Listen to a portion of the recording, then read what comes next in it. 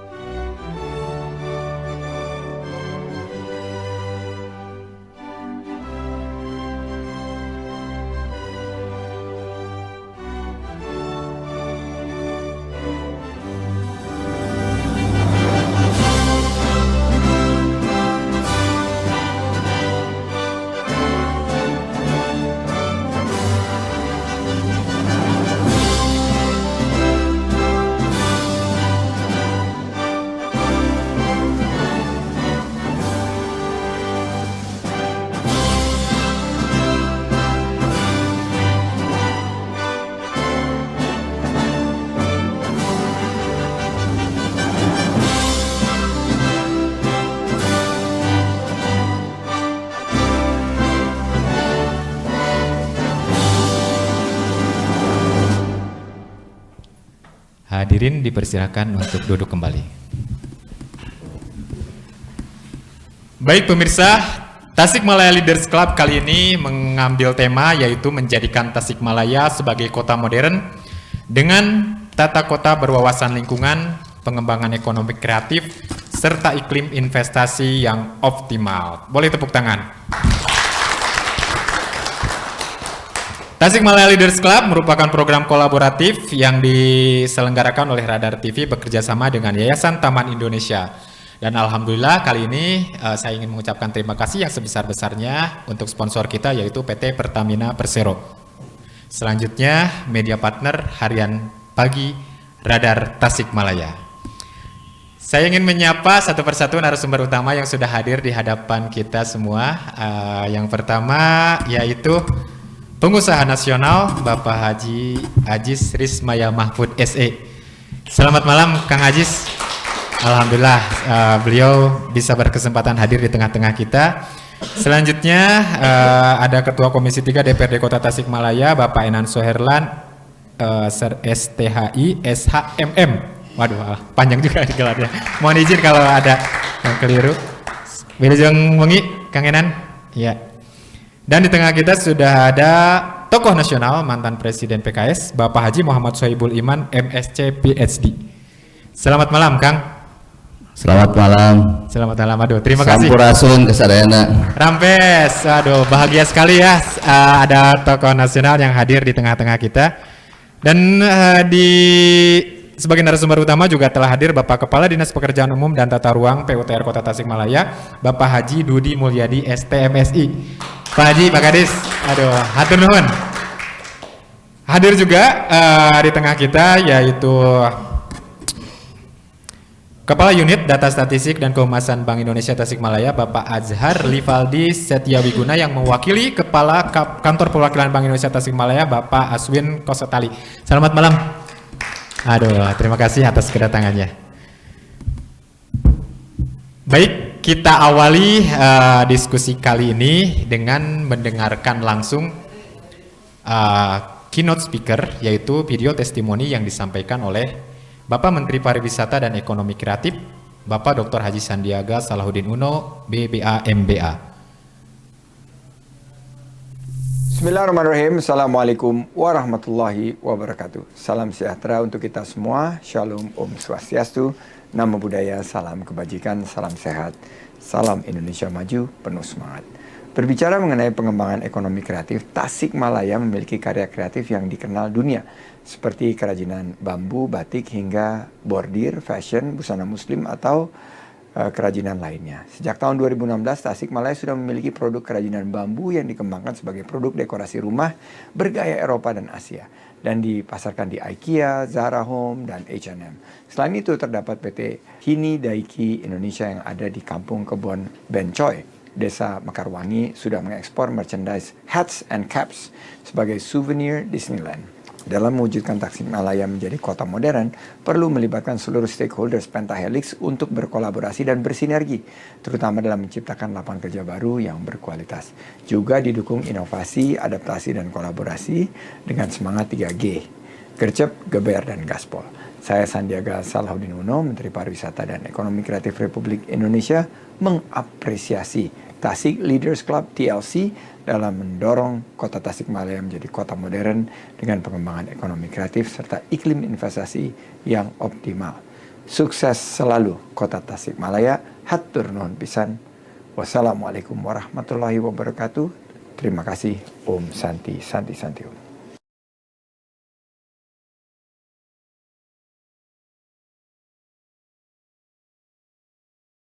Yaitu Kementerian Pariwisata dan Ekonomi Kreatif. Terima kasih Bapak Menteri. Pembangunan bangsa Indonesia itu harus seperti dua sayap pesawat terbang. Sayap sebelah kanan adalah iman dan takwa kepada Tuhan. Sayap sebelah kiri adalah pembangunan teknologi dan ilmu pengetahuan. B.J. Habibie. Kita kembali setelah jeda iklan berikut ini.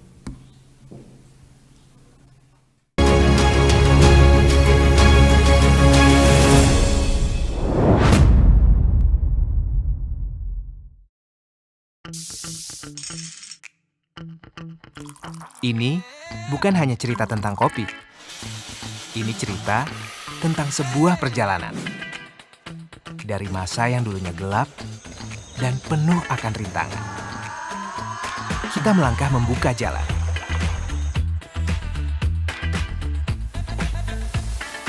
Mencari cara dan memutar akal. Melompat ke masa yang penuh harapan.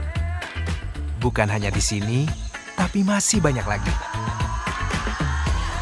Kita maju bersama menggapai asa. Membagi hangatnya semangat yang tidak mengenal batas.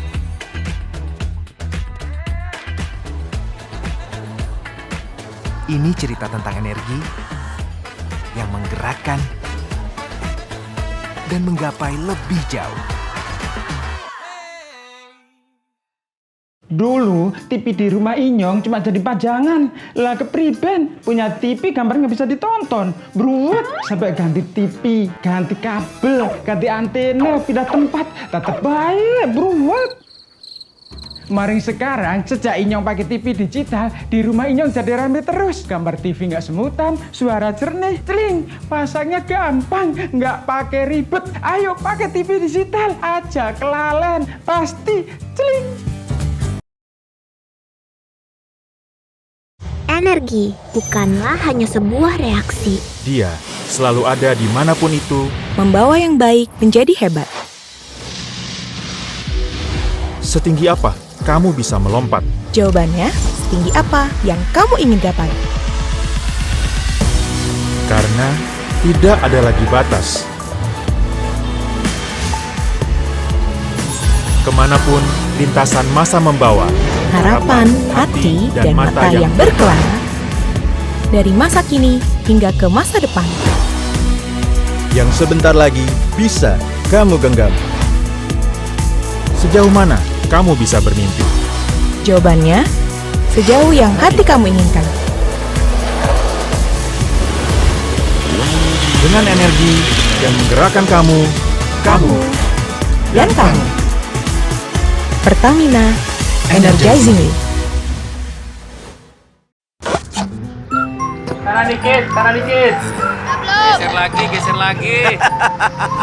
Deso.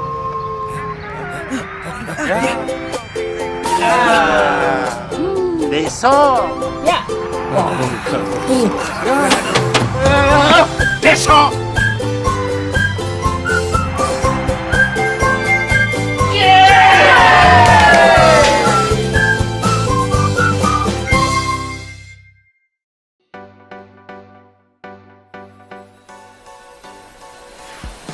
Dengan My Pertamina dalam genggaman, selalu ada kemudahan yang pas dengan kebutuhan. Pas lagi nggak bawa dompet, bisa bayar pakai My Pertamina.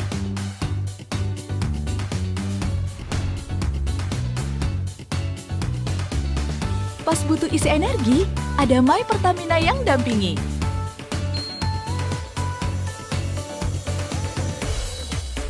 Pas keadaan darurat, nikmati juga layanan antar energi sampai ke tempat.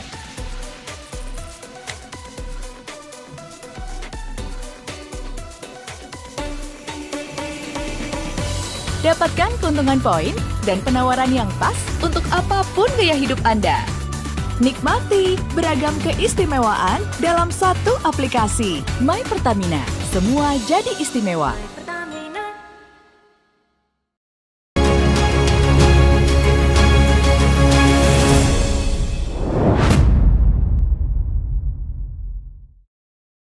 Ya, kembali lagi di Tasikmalaya Leaders Club menggali gagasan untuk Tasikmalaya lebih baik.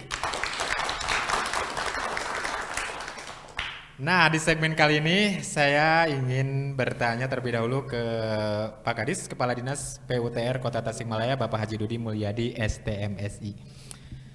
Pak, berbicara tentang Kota Tasikmalaya sebagai kota modern dengan tata kota yang berwawasan, apakah saat ini sudah sesuai dengan yang direncanakan oleh pemerintah kota, kondisi kota saat ini? Boleh dipakai mic ya, boleh dijawab. Kita pengen gambaran lebih detail nih, apakah sudah sesuai dengan perencanaan atau mungkin ada beberapa hal yang memang akan diwujudkan gitu. Boleh Pak disampaikan ke kami. Terima kasih. Bismillahirrahmanirrahim. Assalamualaikum warahmatullahi wabarakatuh. Waalaikumsalam warahmatullahi wabarakatuh. Boleh menyapa dulu sebentar ya? Boleh, silakan. Yang hormati Ketua Komisi 3, kebetulan dinas kami juga Pak Haji Aziz, beliau yang sukses sebagai pengusaha nasional dan ya tidak birik lagi lah gitu ya.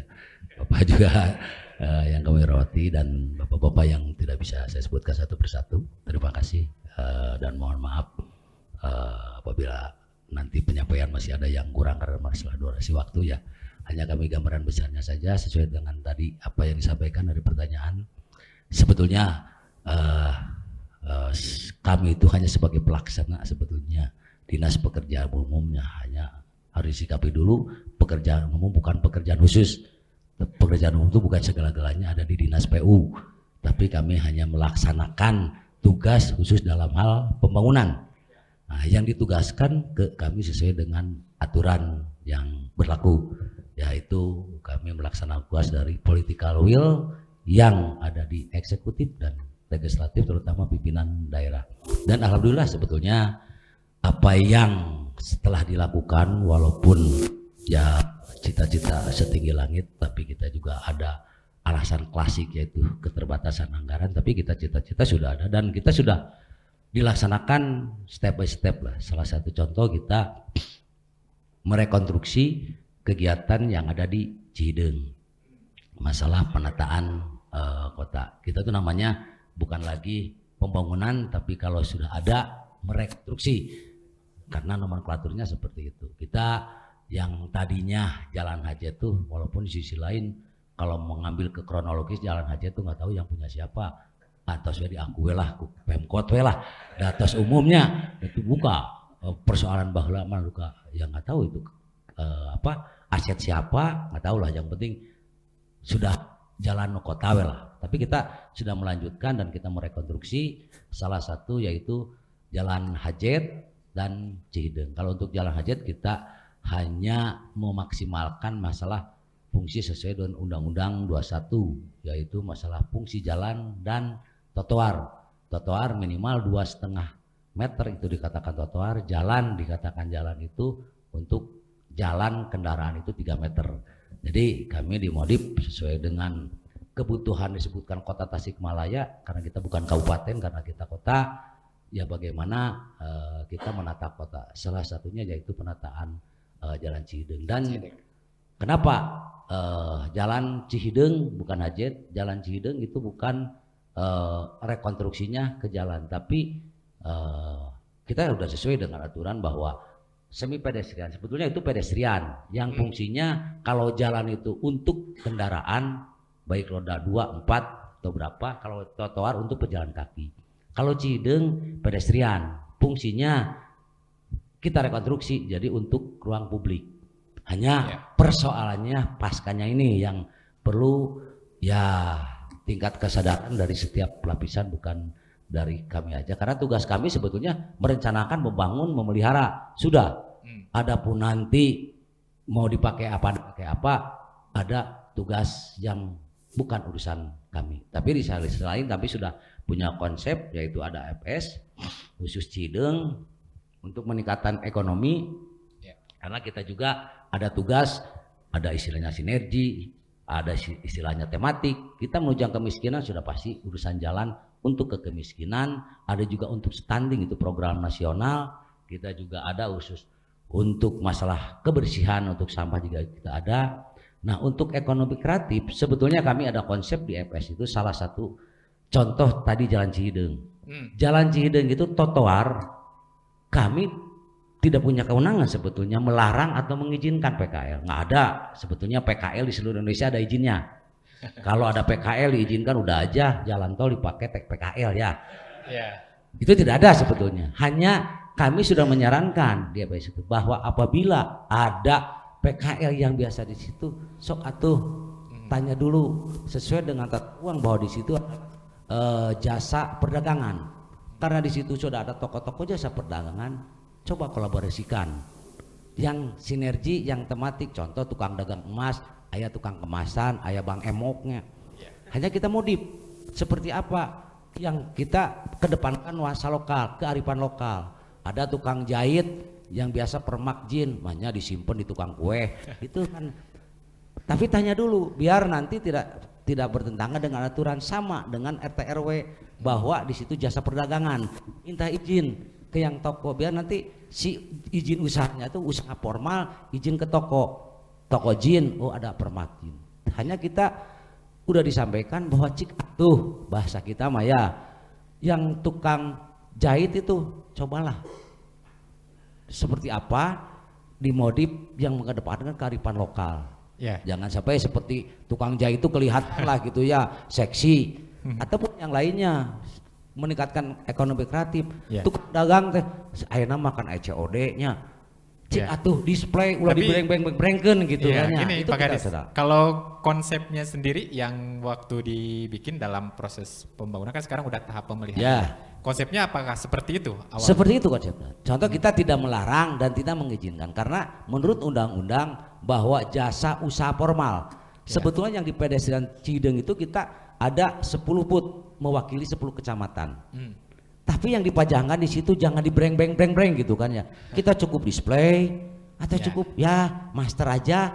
Ya tinggal hubungi kami nanti mau COD atau di inkik atau di operi gitu kan ya. Itu kita coba kemas. Tapi ya seperti inilah kejadiannya. Kami juga sangat menyayangkan sebetulnya. Konsep awal begitu tapi kenyataan memang itu terkait dengan dinas yang lain ya. Jadi betul. sektoral. Bukan kapasitas. Terus kaitan dengan pembangunan ini juga kan banyak nih masyarakat yang menginginkan jalan lingkar tuh kapan katanya bisa selesai. Apakah tahun ini juga? Insya Allah kami yang sudah dilaksanakan oleh Pemkot, pembebasan lahan sudah, dan itu menunjang untuk ke ekonomi nasional karena itu akses untuk exit tol dan masuk tol. Dan kebetulan tahun ini kalau tadi berbicara klasik kekurangan anggaran, alhamdulillah kami dorong ke pusat, dan tahun kemarin kita jembatan Ciloseh itu oleh pusat tapi dihibahkan ke kita. Tahun ini juga insya Allah udah mulai lelang kelanjutannya dari Ciloseh ke Karangresik.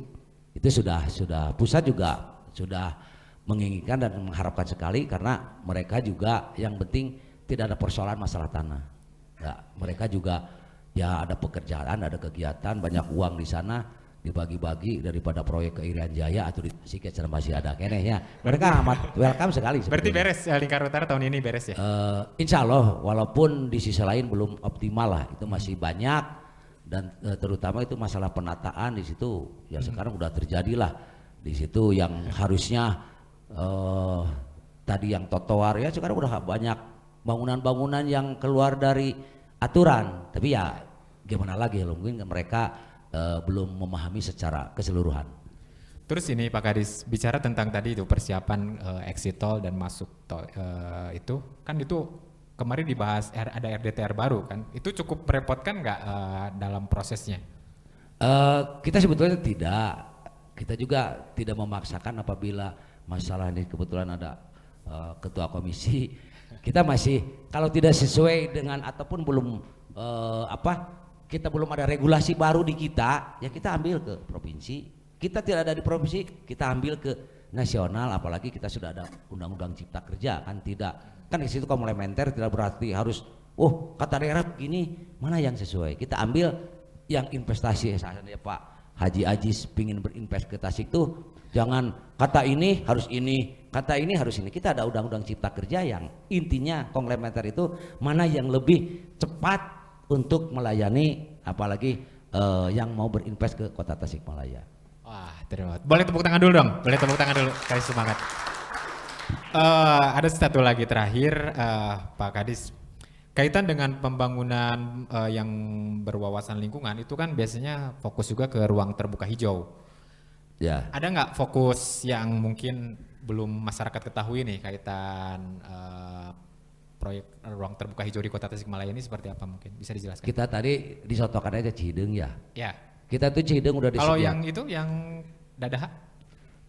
Kalau yang Dadaha kebetulan KIP-nya ataupun itunya ada di Superparpor. Jadi bukan tugas di kami, walaupun di sisi lain kalau disuruh atau itukan ke kami, ya kami yang membangun, tapi tidak diserahkan ke kami, ya kebetulan itu oleh provinsi.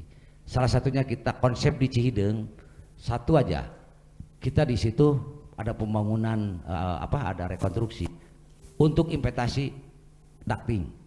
Kita ada di situ yang namanya saluran. Salurannya sekarang udah disatuin, yang di Cihideung sama yang Hajet. Yeah. Untuk PDAM.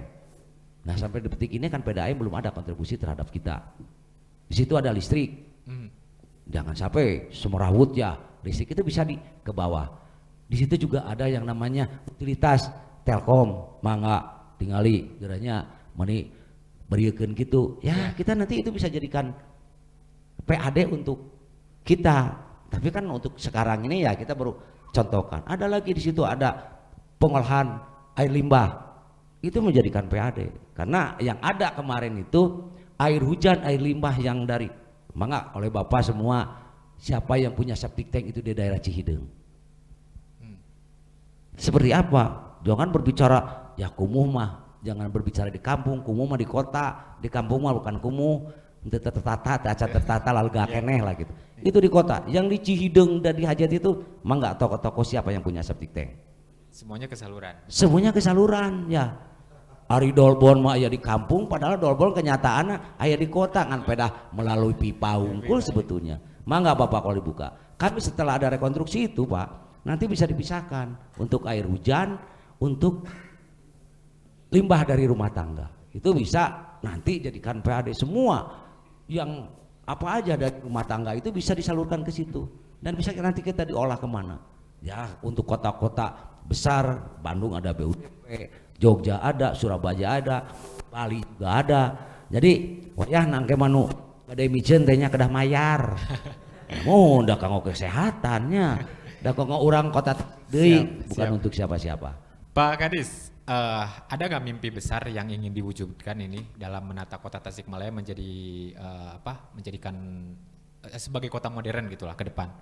Ada nggak barangkali mimpi yang ingin diwujudkan? Mungkin itu bisa direalisasikan di tahun ini atau tahun depan mungkin? Ya tadi kita sebutkan yang Cihideung itu aja sudah sebetulnya untuk dijadikan ikon bahwa kita itu masuk kota, untuk kota modern. Tadi masalah utilitas, jadi nggak ada lagi yang istilahnya bisa membahayakan atau secara estetika sudah tidak ada lah gitu ya. Kita kemas juga tadi yang seperti PKL ini ya tuh bujeng-bujengnya perdalaman mah kaos kaki dia ebrek dah ali meser rauge coba tuh kemas pakai display. Nah sebetulnya kita konsep seperti itu nggak usah pedagangnya harus duduk di situ ya, cukup pakai nomor HP hubungi nanti ada di gudang banyak. Masa ini mah dengan tas dengan koper-kopernya Ya nggak sekalian dengan gudang rumahnya bawa ke Cihideng. Kan kenapa seperti itu? Padahal konsep kita sudah mau pandangan kami lagi. Udah sesuaikan dengan kota. Ya baik, sementara terima kasih, kasih tepuk tangan buat Pak Haji Dude Mulyadi STMSI, yaitu Kepala Dinas Pekerjaan Umum Tata Ruang Kota Tasikmalaya. Saya ingin bertanya ke Ketua Komisi 3 DPRD Kota Tasikmalaya, Bapak Enan Suherlan. Kang, gimana tanggapannya terhadap beberapa hal yang tadi sudah direalisasikan? Barangkali ada terlewat yang sebenarnya itu sudah dibahas dengan DPRD dan ingin direalisasikan di tahun ini atau mungkin tahun depan. Boleh? Baik, Sampaikan. terima kasih yang saya hormati Bapak Ibu yang hadir di studio Radar TV. Alhamdulillah dan terima kasih atas silaturahmi dan undangannya. Tadi sudah jauh ya disampaikan oleh Pak Kadis, Pak Haji Dude Mulyadi STMSI terkait dengan pembangunan yang sudah dilakukan di Kota Tasikmalaya. Namun tadi juga kan dipertanyakan bagaimana dengan peta jalan pembangunan untuk next 10 atau 20 tahun ke depan. Ini kan menjadi persoalan. Meskipun tadi sudah disampaikan bahwasanya Kiai Haji Jenderal Mustafa dan Jalan Cihideng merupakan itu adalah modern karena suatu yang baru gitu kan, direkonstruksi gitu kan, bukan dekonstruksi tapi rekonstruksi gitu kan, terkait dengan apa yang ada tetapi direvitalisasi. Terkait dengan Cihideng hari ini, meskipun banyak orang gitu kan membandingkan dengan Maliboro, itu kan tidak apple to apple gitu kan. Jogja itu provinsi sedangkan kita kota. Dan di studi kelayakan itu yang menjadi rujukannya adalah Maliboro dan RE Marta Dinata yang di Bandung. Kalau studi kelayakannya saya baca seperti itu. Dan itu sudah dilakukan survei. Emang masyarakat itu 99% menyetujui adanya perbaikan atau rekonstruksi Jalan Kiai Haji Jenderal Mustafa, mengaku itu 99%. Tapi yang menjadi persoalannya ketika parkiran terus tidak di sana karena kebiasaan, mohon maaf ya, yang datang itu terlepas bukan warga Kota Tasik, motor itu di depan. Ini menjadi persoalan meskipun jawabannya ada di studi kelayakan di FS, tapi kan ini belum menjadi jawaban terkait dengan tadi PKL gitu kan. PKL itu kan memindahkan orang, bukan memindahkan barang. Ini kan ini sangat sensitif gitu kan. Bagaimana jawabannya sudah ada, tetapi kan hasil daripada FS nanti ada FGD, terusannya adalah DED ya, betul ya Pak, itu ya DED terusannya kan seperti itu. Tapi hari ini ekspektasi masyarakat Kota Tasik dan sekitarnya luar biasa terhadap Jalan Kiai Haji Jenderal Mustafa dan Cihideng. Tetapi persoalan tadi yang disampaikan bagaimana dengan para pedagang, konsep awalnya sudah disampaikan itu hanya booth gitu kan, hanya booth. Tetapi hari ini kembali lagi itu menjadi persoalan. Jadi tadinya sudah nyaman, karena itu ruang yang sangat nyaman dan kebahagiaan Kota Tasik itu meningkat karena ruangnya ada di sana. Ya. Barangkali ada solusi yang ingin yang sudah diupayakan oleh Komisi 3. Ya, kalau misalkan hari ini kondisinya kurang optimal gitulah misalkan, ada nggak? Ya tetap kalau kita mau konsisten terkait dengan karena ini sudah menjadi harapan besar masyarakat Kota Tasikmalaya. Ini bagaimana untuk Kiai Haji Jenderal Mustafa Cihideng itu pure misalnya untuk pedestrian. Tapi kan ada solusinya yang di putaran itu. Tapi bagaimana itu supaya terintegrasi gitu kan dengan angkutan dan sebagainya. Kan orang itu mau mendatangkan orang berkerumun itu bagaimana kan itu mendatangkan orangnya, bagaimana terintegrasinya, bagaimana rekayasanya terkait dengan ketika ada relokasi. Karena mau tidak mau taruhlah yang lain PKLU sudahlah. Karena kan tidak mungkin kita semuanya karena sudah mengakar gitu kan. Tapi minimal harapan publik itu mengakui Pak PJ juga itu kan tinggi terhadap Jalan Cihideng dan Haji itu, tapi kan belum ada. Dan saya sampaikan kenapa sebaik-baiknya kebijakan tetap ada resiko. Tetapi sampai hari ini kan belum. Sedangkan masyarakat tokoh semuanya sudah berbicara seperti itu. Waktu di pembahasan awal ada pembahasan tentang kantong-kantong parkir nggak? Setahu saya ada. Kalau di studi kelayakan ada, di Empang, di Pemuda sudah ada. Emang sudah dipetakan terutama untuk yang di sekretariat kantor bupati itu, Pemda. Sudah ada bangunannya sudah ada di FS. Tapi kan panjang persoalannya ini perlu solusi lagi sebelum ke sana. Dan itu ada di Jalan Pemuda dan sebagainya putaran itu solusinya yang disampaikan seperti itu. Oke. Terus bicara pembangunan Kota Tasikmalaya tentu bukan hanya hajat kan, tapi juga meliputi seluruh kecamatan dan seluruh kelurahan. Kalau menurut Pak Enan sendiri, ketersebaran pembangunan di wilayah Kota Tasikmalaya, infrastruktur semuanya ya, jalan, jembatan, pemukiman, apakah sudah optimal saat ini? Untuk melihat di kota sudah lah, tapi hari ini tadi sudah disinggung oleh moderator terkait dengan pemerataan di lingkar ini kan luar biasa. Ya, lingkar utara kan, aja. ya lingkar utara nanti tumbuh harga kan tanah sudah beda, nanti ekonominya dan sebagainya.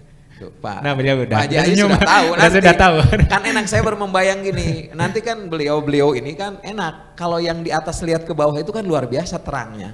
Beda dari kita, kan tangah itu serap. Gitu kan. Nah, jadi luar biasa nanti pandangan beliau-beliau karena melihat dari atas gitu kan. Ini dari tokoh nasional seperti itu. Kalau yang disiapkan pemerintah Kota Tasikmalaya, terutama yang dibahas di Komisi 3, menghadapi nanti ada exit toll tuh. Kan itu pasti itu tadi udah ada pembahasan RDTR, sudah ada kawasan yang disiapkan. Ada nggak hal-hal lain yang belum diketahui publik nih dalam menyambut nih nanti ada exit toll? Pasti kan pembangunan akan lebih signifikan kan? Iya betul, kan ini hari masih proses nih. Kan kemarin juga kan berubah-ubah tuh karena kan ya ini katanya lagi pembahasan lahan. Karena panjang gitu kan, tentunya harapannya ini kan tumbuh ekonomi gitu kan. Tentunya ya PAD lah, dari mana lagi gitu kan. PAD kita hanya 315 320 lah hari ini gitu kan. Kan intinya ke sana karena kan dikembalikan gitu kan ya. Harapannya dengan ada exit toll gitu kan mampu menumbuhkan perekonomian di sekitarnya. Oke, terakhir sebelum ditutup, ini ada mimpi nggak yang ingin diwujudkan nih dari Komisi 3 barangkali di tim juga mungkin sudah pernah dibahas dalam hal penataan Kota Tasikmalaya untuk menjadikan kota modern, bahkan dulu sempat disebut sebagai smart city kan? Ada nggak yang mungkin belum diketahui publik yang sebenarnya sudah dibahas dan ingin diwujudkan mungkin?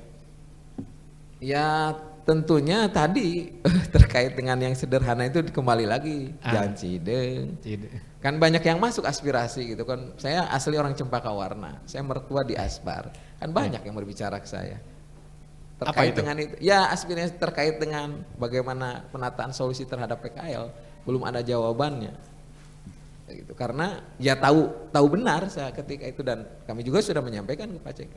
Saya jalan kaki dari Cempaka ke SMP 4, tahu kan perjalanan seperti apa dulu yang jualan itu. Beda dengan hari ini gitu kan. Kan enak nyaman dulu saya waktu SMP berjalan tahun 93 yang berjualan, tapi kan tetap rapi. Hari ini persoalan. Kalau Pak Inan sendiri melihat dari pembangunan infrastruktur yang ada, sekarang kan memang tujuan dari pembangunan infrastruktur kan salah satu ada untuk meningkatkan investasi.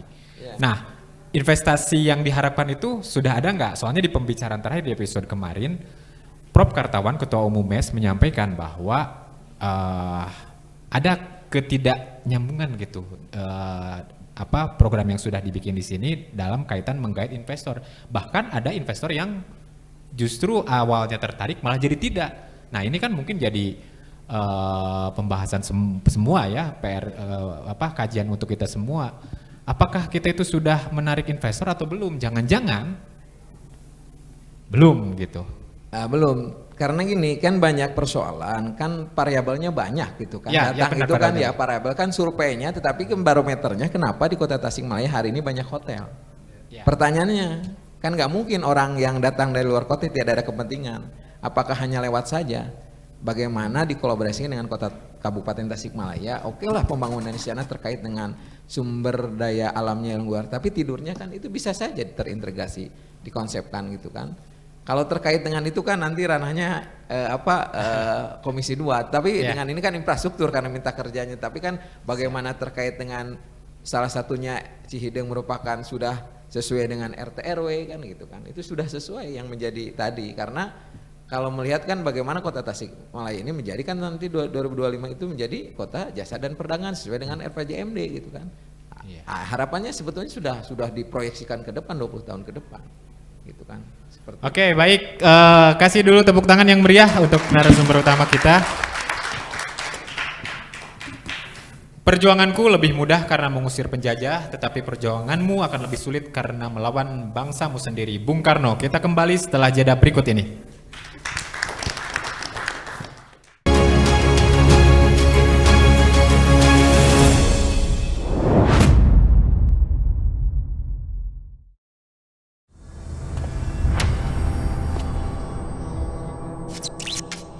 Terus berinovasi, memberikan kenyamanan dalam setiap perjalanan.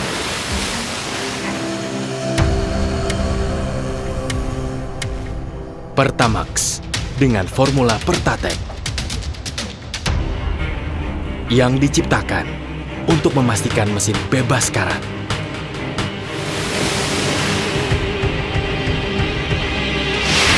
Untuk menjaga mesin agar lebih tahan lama.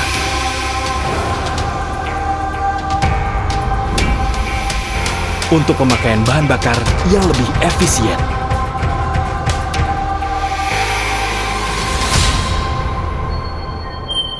Karena kami tahu, bagi Anda setiap perjalanan memiliki makna. Lebih baik Pertamax. Halo Sobat Digital, kenapa ya harus nonton siaran TV digital? Walaupun sama-sama menggunakan teknologi digital, siaran TV digital tidak sama loh dengan TV streaming yang melalui internet, TV kabel, dan TV satelit. Siaran TV digital adalah bukan TV streaming yang menggunakan kuota internet, bukan TV kabel yang membayar iuran setiap bulannya, dan bukan TV satelit yang menggunakan antena parabola. Siaran TV digital itu gratis loh, masih menggunakan antena UHF biasa. Bila televisi di rumah kamu masih analog, pasangkan set-top box dengan teknologi DVB T2. Yuk beralih nonton siaran televisi digital. Bersih gambarnya, jernih suaranya, canggih teknologinya. Sukses itu sederhana. Kuncinya jangan gagal. Ketika di atas ya dinikmati aja. Setiap orang punya jatahnya masing-masing. Premium 10 liter mas. Premium 10 liter ya Pak. Sukses juga butuh keberhasilan. Jika hasil periksa bahan bakar. Jika hasil Periksa bahan bakar. Kan udah diisi. Bahan bakar tidak sesuai. Jika hasil tak sesuai harapan, jangan emosi. Bahan bakar tidak sesuai. Tetap konsisten. Ini mesin teknologi tinggi, kok diisi oktan rendah. Apalagi sih mbak? Please deh, oktan terlalu rendah. Oktan terlalu rendah. Ayo, lo aja mak. Dia pasti merongrong kalau milihnya wrong. Kalau mau mobil hebat, pilih BBM sehat yang oktannya tepat. Kayak saya. Yuk nonton siaran televisi digital. Bagaimana ya cara menangkap siaran televisi digital? Pertama, pastikan di daerah Anda sudah ada sinyal siaran televisi digital. Kedua, gunakan antena UHF di dalam atau di luar rumah Anda. Ketiga, pastikan televisi Anda sudah dilengkapi penerima siaran digital DVB T2. DVB T2 merupakan jenis sinyal yang digunakan Indonesia dalam penyiaran televisi digital. Keempat, pilih auto scan, lalu pindai televisi Anda. Bagaimana jika televisi Anda masih analog? Pasangkan set-top box, televisi Anda otomatis menangkap siaran digital. Bersih gambarnya, jernih suaranya, canggih teknologinya.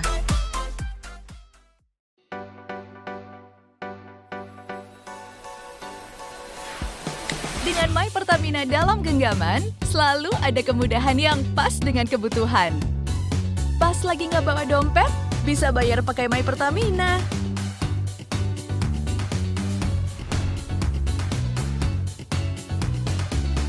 Pas butuh isi energi, ada My Pertamina yang dampingi.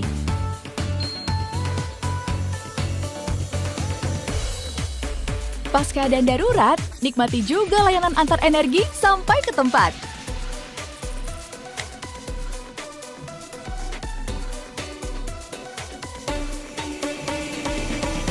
Dapatkan keuntungan poin dan penawaran yang pas untuk apapun gaya hidup Anda.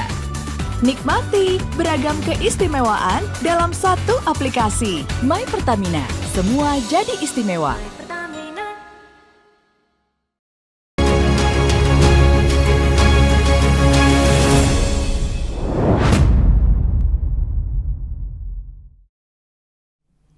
Ya, kembali lagi di Tasikmalaya Leaders Club menggali gagasan untuk Tasikmalaya lebih baik. Nah, di segmen kali ini saya ingin bertanya kepada tokoh nasional Bapak Haji Muhammad Soebul Iman, MSc, PhD. Boleh dipakai dulu Kang mic-nya? Sudah siap? Kang, boleh ngasih gambaran atau mungkin tanggapan? Menurut Pak Soebul Iman, perkembangan kota Tasikmalaya bercita-cita ingin menjadi kota modern, apakah sudah sesuai dengan, sudah di arah yang benar atau barangkali ada yang harus dikoreksi? Mohon izin Kang, boleh disampaikan. Ya, hatur nuhun. Terima kasih. Tentu saya hadir di sini ya bukan orang yang mengetahui ya detail-detail tentang kota Tasik ya. Saya ke Tasik sekedar mudik gitu ya, dan itu pun mungkin setahun 2-3 kali saja, sehingga saya kalau ditanya secara detail tentang Tasik ya tentu saya tidak otoritatif ya, saya tidak representatif untuk bicara seperti itu. Tetapi memang kalau secara sepintas lihat pembangunan fisik ya, saya kira jelaslah Tasik mengalami kemajuan dari pembangunan fisik ya.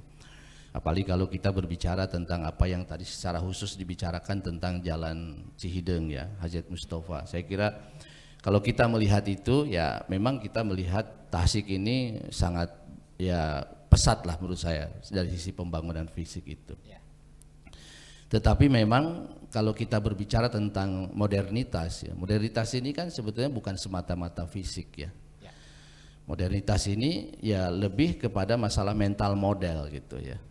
Boleh jadi mungkin orang secara fisik ya tidak mencerminkan kemegahan gitu, tapi punya mental model yang baik itu justru akan lebih mencerminkan kemodernan itu sendiri.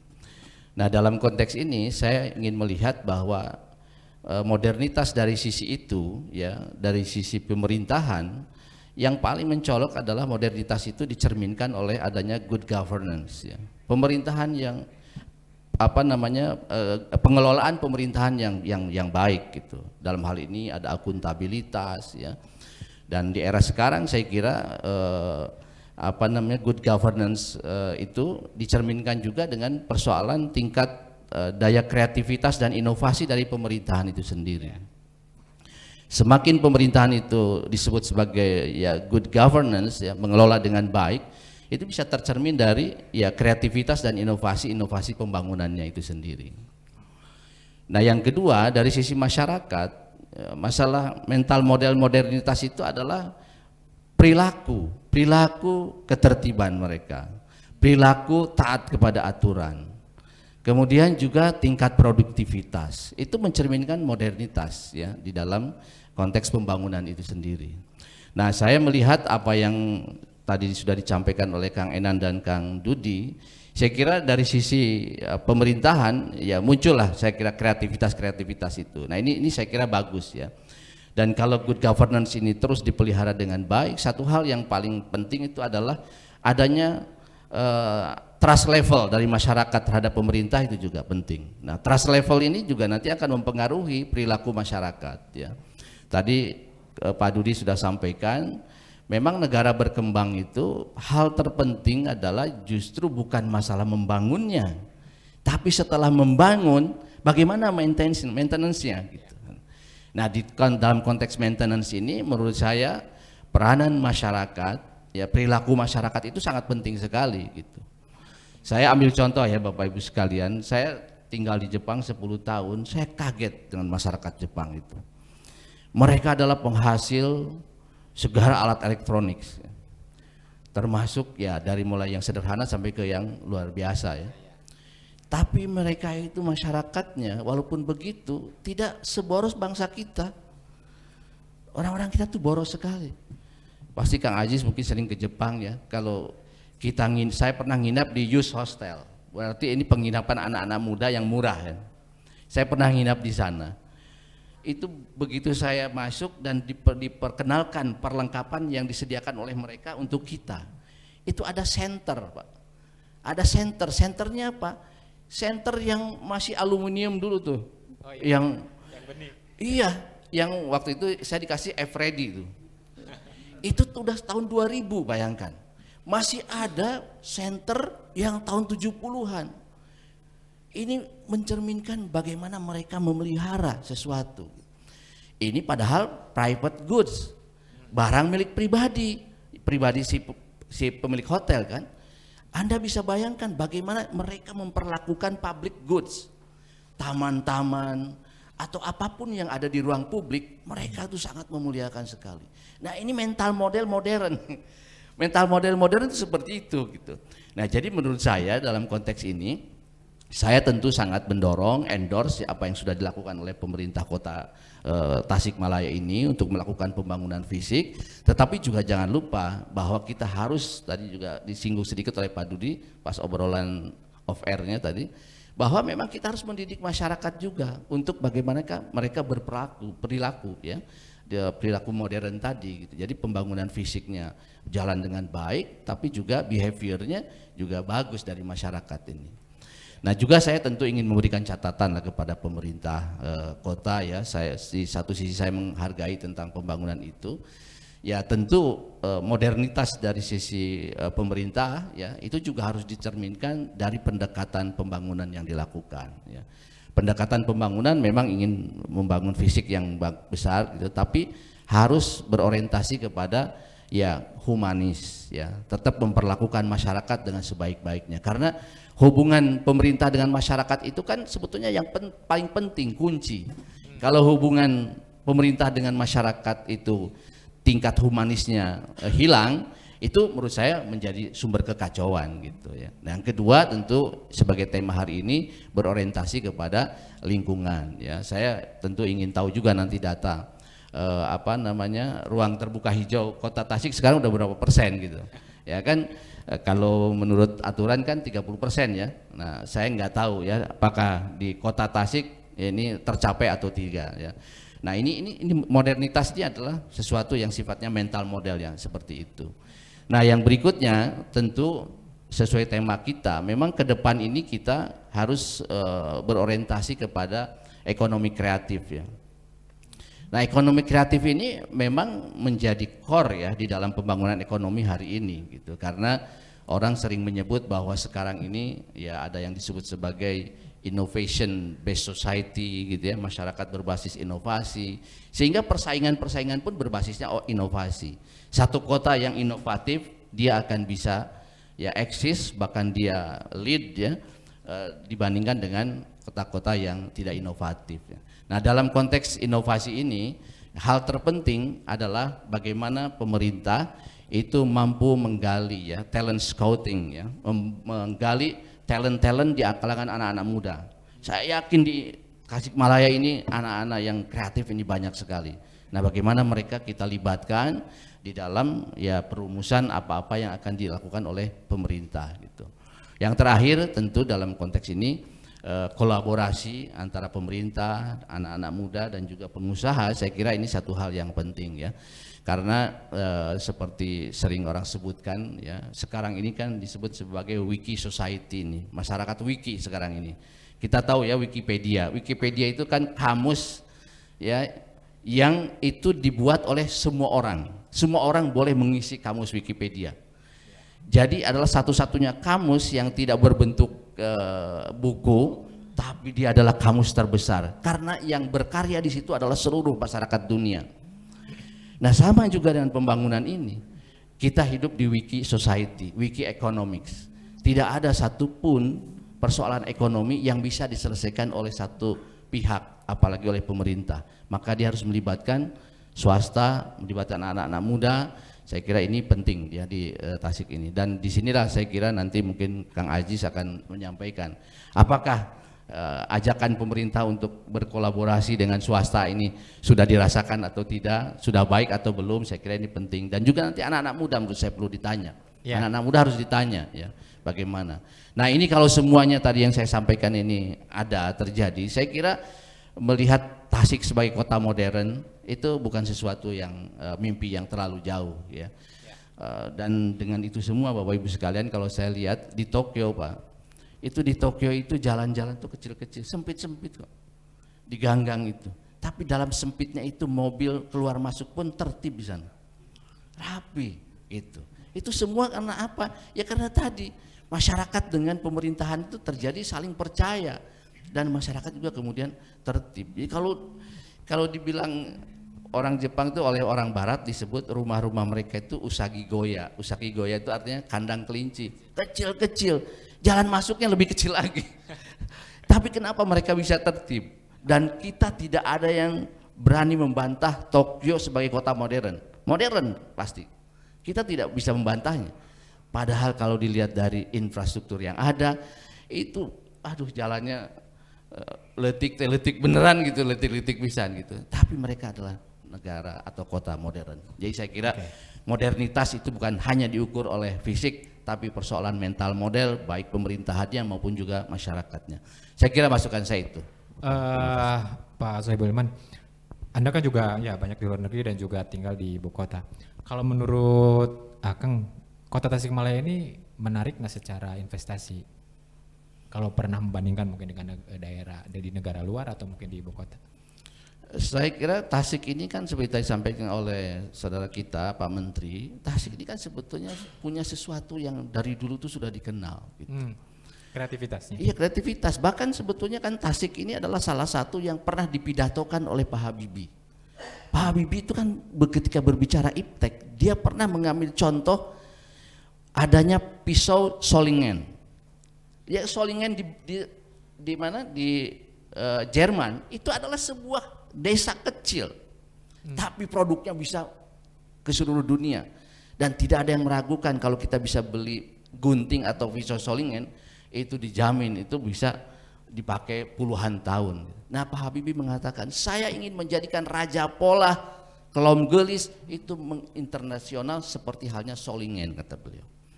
Maknanya apa? Kita tuh sudah punya sesuatu yang bisa kita kembangkan gitu. Tapi masalahnya kita bisa merawatnya atau tidak dan bahkan mengembangkannya itu. Menurut saya Tasik ini menarik gitu ya, karena punya produk-produk yang ya di tempat lain ya menurut saya di sini punya competitiveness ya, punya daya kompetitif. Seperti misalnya bordir gitu. Bordir Tasik tuh kalau saya di Jakarta, apalagi Tanah Abang ya Kak Aziz ya, itu kalau ngomong bordir tidak ada bordir daerah lain kecuali bordir Tasik gitu ya. Kawalu, Gobras gitu. Seperti itu. Jadi menurut saya menarik. Oke. Waktu banyak berinteraksi dengan masyarakat luas, dengan konstituen, ada nggak harapan yang dititipkan ke Akang? Pengennya ke Tasik seperti apa lagi ke depan gitu, barangkali ada yang belum bisa terwujud. Saya mungkin secara ini, tapi saya ada satu cerita, yaitu Wakil Dubes Jepang di Indonesia ya.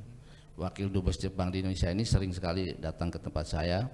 Dia sering kalau ingin mengupdate politik dia nanya saya gitu. Nah suatu hari dia datang ke tempat saya, dia dengan satu cerita, dia bilang, Iman Sang, itu sobanya Tasik itu soba terenak kata dia di luar Jepang. Mirip, soba itu mie, mie Jepang, mie Tasik ini. Dia bilang. Nah dia tanya ke saya, kenapa tuh orang Tasik tuh? Saya kan nggak tahu juga kenapa orang Tasik jaraguan bikin mie. Tapi yang saya tahu memang kekhasan mie di Tasik itu tukang-tukang ini tuh kan rata-rata tidak membeli mie yang di pasaran, yang koneng teh mereka bikin sendiri kan. Nah itu saya ceritakan kepada si Dubes ini. Kata dia, wah itu potensi yang sangat bagus gitu. Artinya orang-orang Tasik ini dia memang bisa memproduksi sesuatu yang ya kalau menurut dia sih ini seenak di Jepang kata dia. Dia bilang saya suka kangen ingin makan soba Tasikmalaya kata dia. Nah ini kan menurut saya mungkin walaupun tidak sesuai dengan pertanyaan Kang Arif, tapi ini memberikan pesan kepada kita bahwa orang lain pun melihat kita tuh punya gitu. Tinggal masalahnya kita mampu nggak menjadikan itu sebagai advantage ya keunggulan kita terutama di tingkat nasional dan juga di tingkat internasional. Ya terakhir kaitan dengan tadi ini good governance tadi juga kan ada political will. Kalau melihat political will yang ada di Kota Tasikmalaya, apakah sudah sesuai harapan, sudah aktifkah atau barangkali ada yang kurang? Apalagi sekarang kondisinya pakai ada PJ kan sistemnya. Apakah itu juga nanti bisa menjadi hambatan nggak dalam proses tadi political will? Ya, saya kira kalau kita melihat aturan, memang kan pelaksana tugas ini kan sebetulnya tidak bisa membuat satu kebijakan yang strategis kan ya. Tentu ini juga jadi satu hambatan gitu ya. Nah, kan kritik besar kita, kebetulan kami di oposisi itu kan salah satu kritik besar kita ini, kalau namanya PJ, PLT itu paling setengah tahun lah gitu. Kenapa ini ada PLT yang bisa sampai 3 tahun, 2 tahun, 3 tahun? Kalau di Tasik seberapa tahun? 2 tahun. Ya, seseorang yang disuruh memerintah tapi dalam kewenangan yang tidak bisa membuat sesuatu yang strategis, ini kan yang rugi masyarakat. Ya, bisa saja dalam rentang 2 tahun itu ada sesuatu yang harus diputuskan secara strategis, tapi karena dia tidak punya kewenangan, dia tidak bisa memutuskan itu. Nah, ini menurut saya bisa jadi hambatan juga tentang hal itu. Oke, baik, kasih tepuk tangan yang meriah dulu buat Bapak Sohibul Iman. Selanjutnya saya ingin bertanya ke Pak Azhar, yaitu Kepala Unit Data Statistik dan Kehumasan BI Tasikmalaya. Beliau mewakili Kepala KPW BI Tasik, Pak Aswin Kosotoli, yang tidak bisa hadir. Boleh dipakai mic-nya? Dulu saya pernah dengar Pak Kepala BI waktu itu, Pak Wahyu. Waktu itu Pak Wahyu mengantar seseorang rekanannya, temannya, datang ke Kota Tasik dan ingin berinvestasi. Melihat kondisi Tasik waktu itu, akhirnya tidak jadi, alias batal. Nah, apakah saat ini di program West Java Investment Summit seperti itu juga yang ada di ranah BI, ada nggak langkah-langkah BI itu untuk menarik investor ke Jawa Barat, terutama ke Tasik? Boleh nggak cerita sedikit? Ya, terima kasih. Assalamualaikum warahmatullahi wabarakatuh. Selamat malam Bapak-Bapak Kang-Kang semua. Siap. Mohon izin terkait tadi yang disampaikan oleh Kang Arif ya, terkait cerita investor yang ingin menginvestasikan di Kota Tasik lalu nggak jadi. Jadi sebetulnya itu bukan hanya dari sisi kondisi Kota Tasiknya sendiri. Jadi kalau boleh cerita, dulu kebetulan saya di Bandung waktu menangani West Java Investment Summit pernah mencoba membawa investor dari Kanada yang ingin berinvestasi di wilayah Priangan Timur. Kami tujuan pertama yaitu ke Kota Tasik. Tapi sayangnya ya, investor bidang apa? Investornya kebetulan itu sektor konstruksi waktu itu. Konstruksi. Dan kebetulan untuk dari segi komposisi ekonomi Kota Tasik itu sendiri, untuk konstruksi itu sektor konstruksi itu terbesar kedua. Jadi itu sebenarnya udah cocok. Cuman sayangnya nggak jadi juga. Jadi yang lebih lucunya lagi nggak jadinya bukan sampai ke Kota Tasik, tapi baru sampai Limbangan, investornya minta balik lagi. yang lucunya apa? Saya tidak kuat di jalannya, pusing.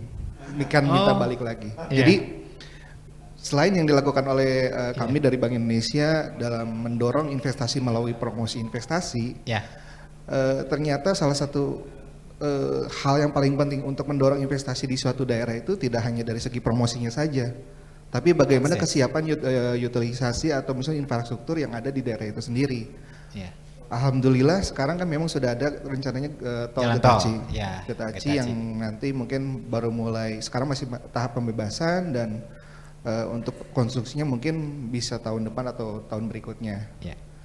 Nah, potensinya yang bisa atau peluang yang bisa diambil oleh Kota Tasik itu sendiri sebetulnya dengan adanya tol Getaci itu menjadi suatu harapan besar bagi Kota Tasik. Untuk apa? Melalui pertama kita memanfaatkan dari sisi ekonomi kreatif.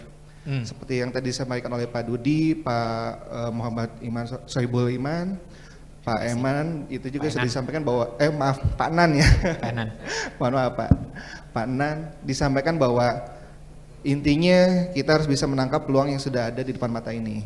Cuma jangan sampai peluang itu lepasnya apa? Kita bisa contoh misalnya untuk yang ada di daerah misalnya pengembangan tol yang di Palimanan, Cipali. Nah, itu apabila misalnya daerahnya itu jeli dengan adanya pemanfaatan tol Cipali itu, sebetulnya daerah-daerah sekitar misalnya Subang, Indramayu itu bisa berkembang lebih depan, lebih maju. Ataupun Majalengka yang daerah Rebana mungkin ya. Betul, Rebana. Tapi ternyata kan dalam kenyataannya ada beberapa hambatan. Hambatannya misalnya salah satunya yang paling kita ketahui misalnya untuk Rebana, untuk daerah Kertajati. Ternyata untuk perluasan lapangan bandara itu terhalang oleh pembebasan lahan yang tiba-tiba ada tanah atau ada perumahan di ujung runway. Kan itu lucu maksudnya. Jadi susah diperpanjang runway. Susah diperpanjang, makanya tadinya mau jadi bandara internasional yang bisa berbadan besar masuk jadi agak terhambat.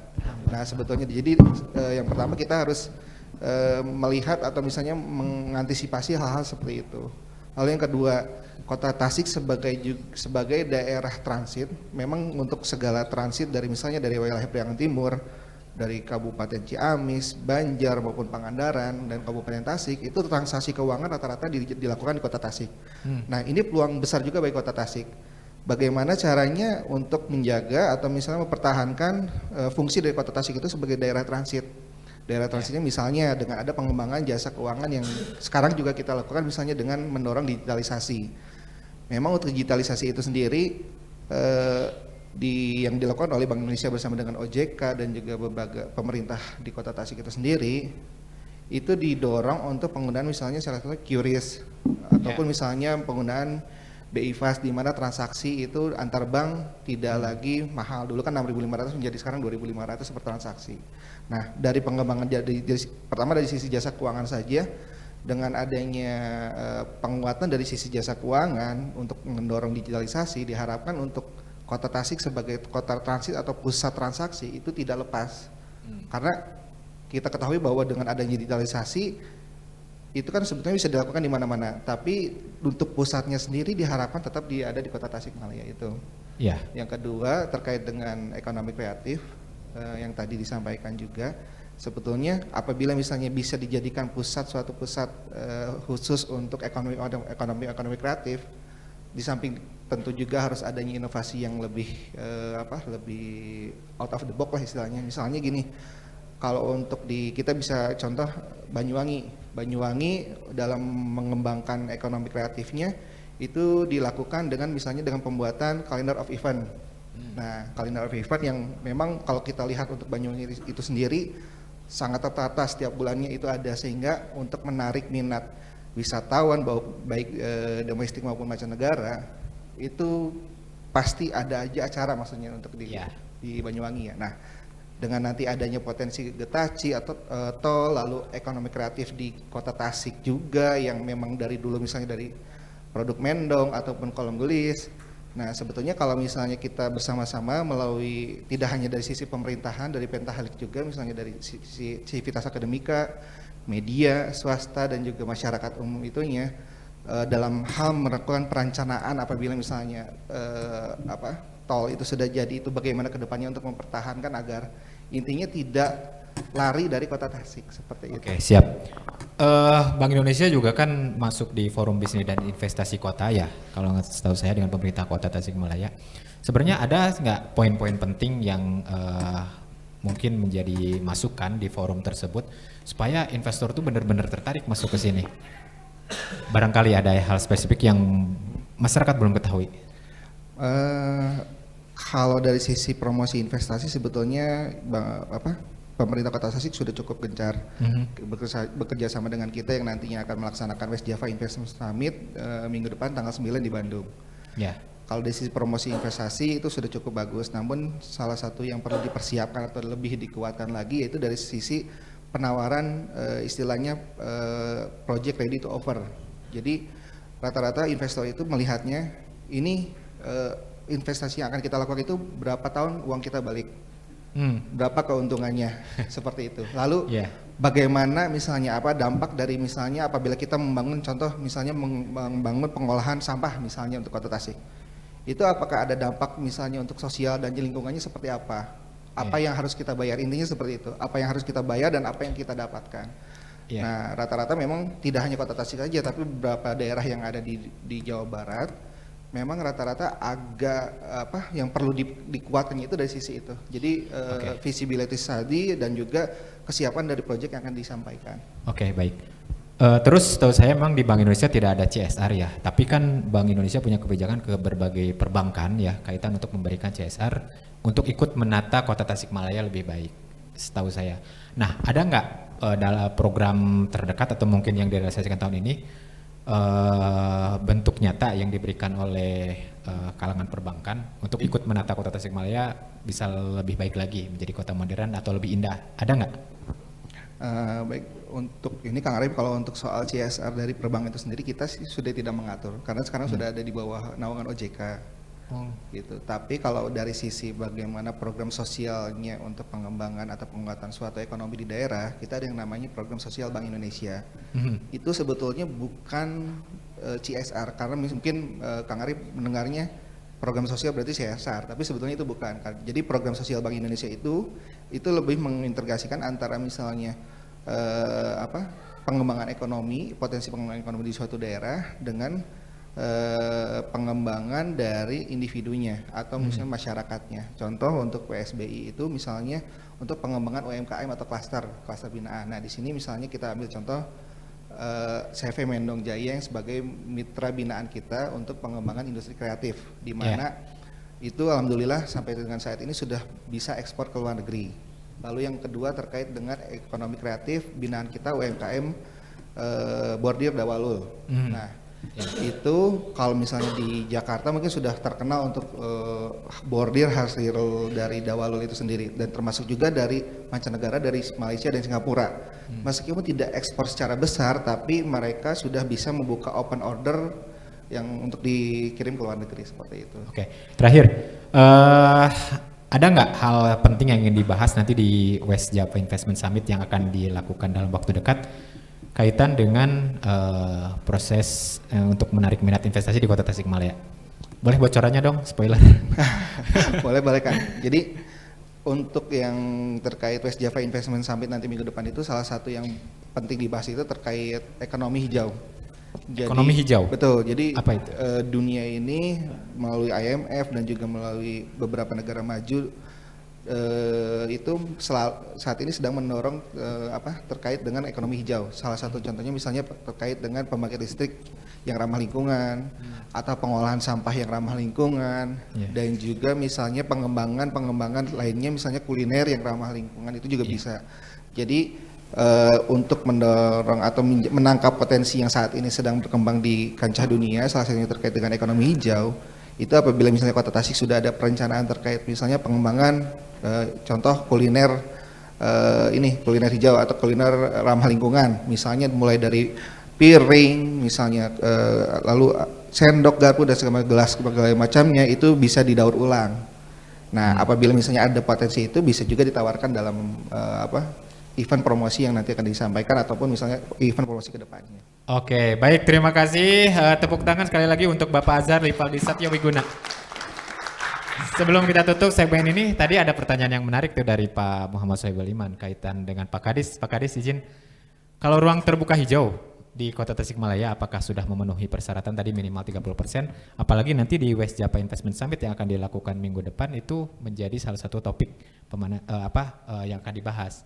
Apalagi sekarang kan secara nasional juga lagi ngebahas nih, bukan hanya pemanasan global tapi sekarang pendidikan global. Nah ini juga mungkin akan menjadi concern ke depan ya untuk proses perencanaan tata ruang ke depan. Boleh izin ditambahkan Pak? Ya, terima kasih. Sebetulnya kalau kita mengejar ke regulasi masalah ruang terbuka hijau 30% itu berat sebetulnya. Dan itu berat untuk Kota Tasik? Ya berat lah. Apalagi kita ada regulasi tentang lahan sawah dilindungi, ada SD. Di Jawa Barat setahu Bapak ada nggak yang memenuhi 30%? Ya sebetulnya sih nggak ada. Nggak ada lah. Nggak ada. Tapi kan kita ada rekayasa teknologi. Jadi bukan berarti ruang terbuka, apa sih yang disebutkan ruang terbuka hijau?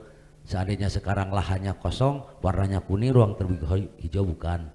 Itu juga masuk ke dalam ruang terbuka hijau. Itu hanya istilah ya hijau lah gitu. Kita kan ada rekayasa teknologi sebetulnya, jadi tidak serta-merta ya kosong tidak ada apa-apa, karena kan kita juga udah berbicara Kota Tasik, kota ya, ada konsekuensi.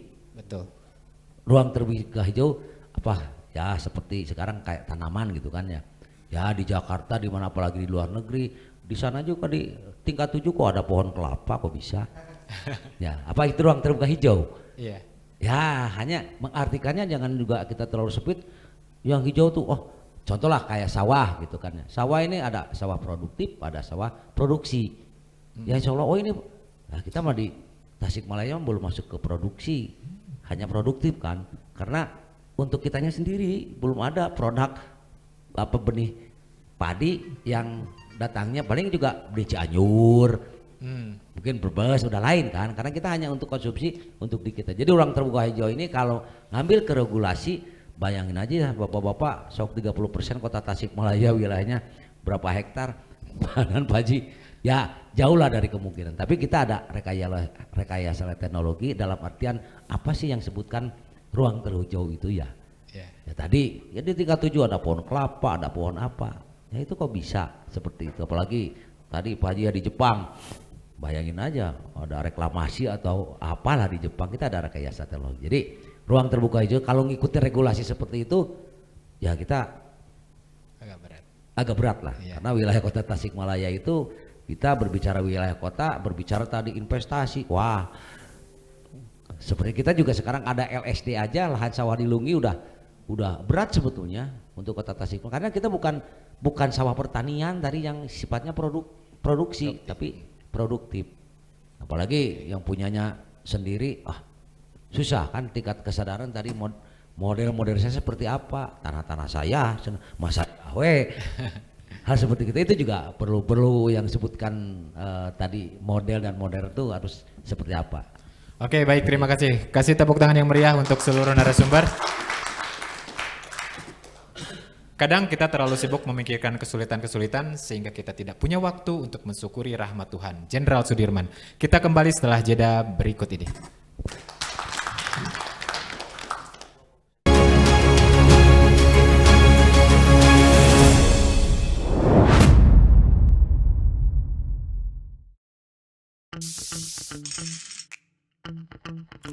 Ini bukan hanya cerita tentang kopi.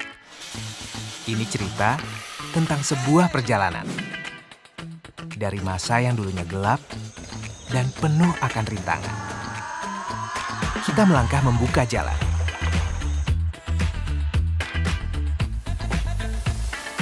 Mencari cara dan memutar akal. Melompat ke masa yang penuh harapan. Bukan hanya di sini, tapi masih banyak lagi. Kita maju bersama menggapai asa. Membagi hangatnya semangat yang tidak mengenal batas.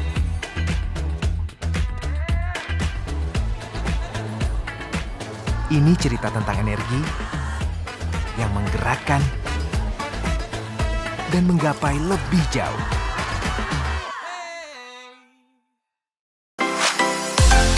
IPP Radar Tasikmalaya menyajikan informasi aktual dan faktual.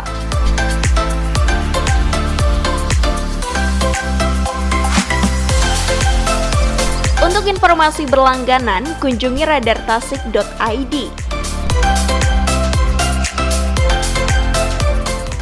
Download IPP Radar Tasikmalaya melalui Play Store atau App Store.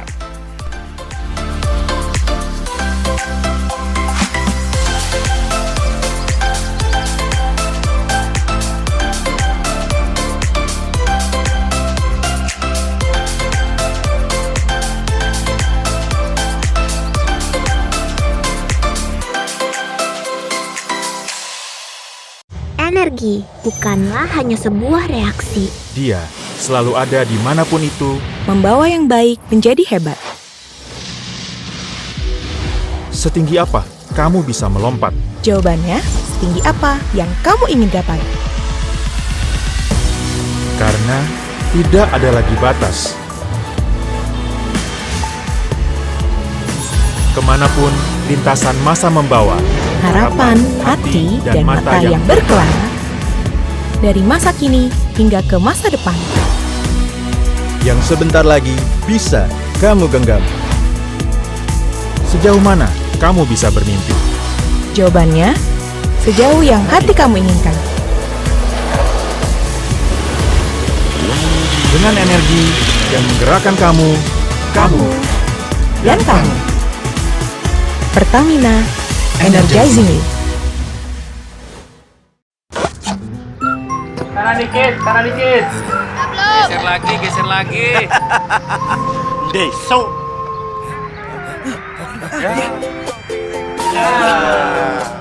Deso. Ya. Deso.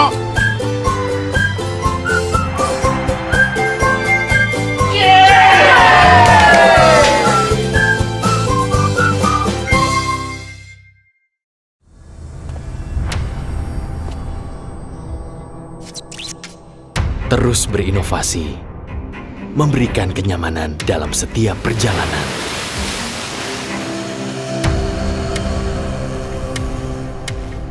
Pertamax dengan formula Pertatek yang diciptakan untuk memastikan mesin bebas karat.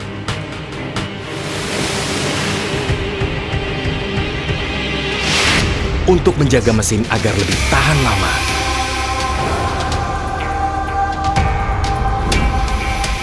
Untuk pemakaian bahan bakar yang lebih efisien.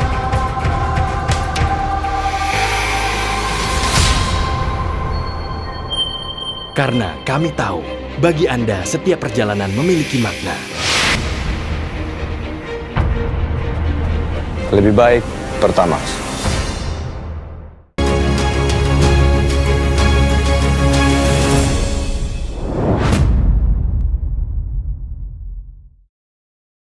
Ya, masih di Tasikmalaya Leaders Club menggali gagasan untuk Tasikmalaya lebih baik.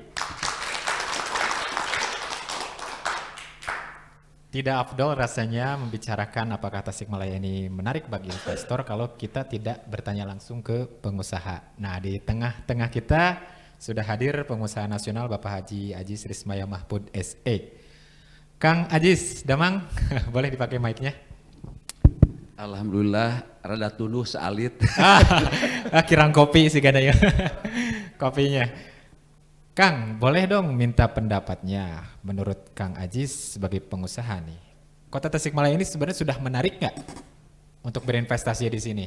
Jangan-jangan tidak gitu.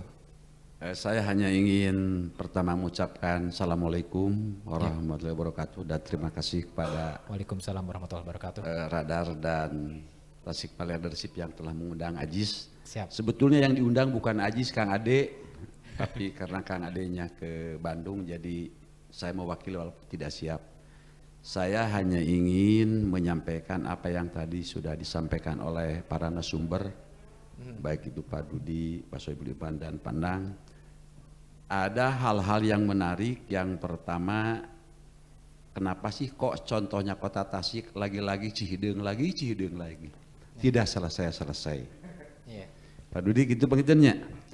Tapi kalau buat Ajis udahlah, yang paling penting jangan mencari kesalahan siapapun, bagaimana solusinya yang terbaik. Ya.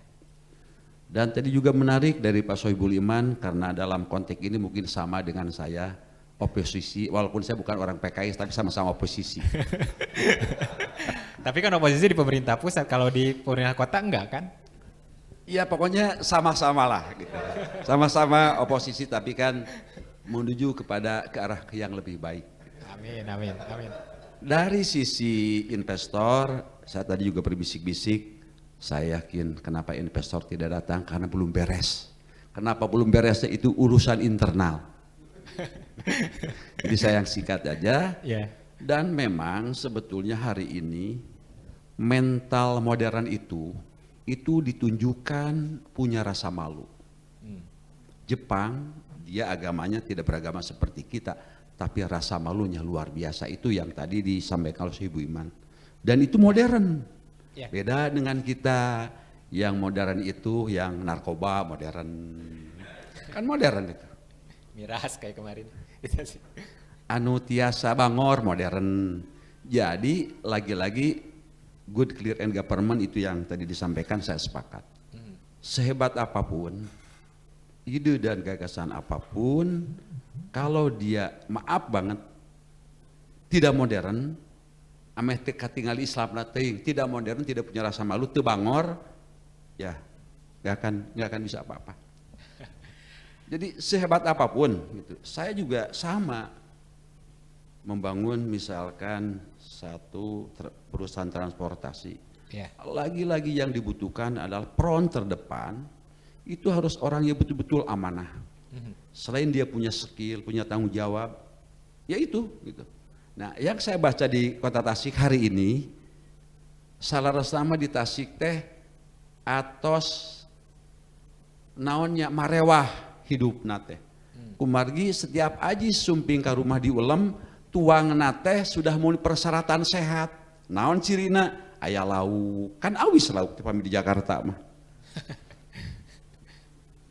Dan mungkin juga ada kebijakan-kebijakan dalam tanda petik pemangku jabatan, saya tidak menyebut itu, yang merugikan, tapi juga ada faktor-faktor dasi wargana teh balangor, jeung wargana teh marales. Itu yang saya perhatikan gitu. Dan tadi juga menyangkut di Kota Tasik bangunan hotel-hotel berjamuran, tapi itu juga tidak mengedukasi yang lain, itu hanya sebagian lah gitu. Jadi Kang Ajis, ya, dari pengalaman membangun usaha, misalkan membuka usaha di Tasik, itu menurut Kang Ajis mudah nggak atau rada ribet gitu misalkan? Sebetulnya mudah dan tidaknya tergantung niat kita, karena sama-sama oposisi dari PKS. Jadi bergantung kepada niat.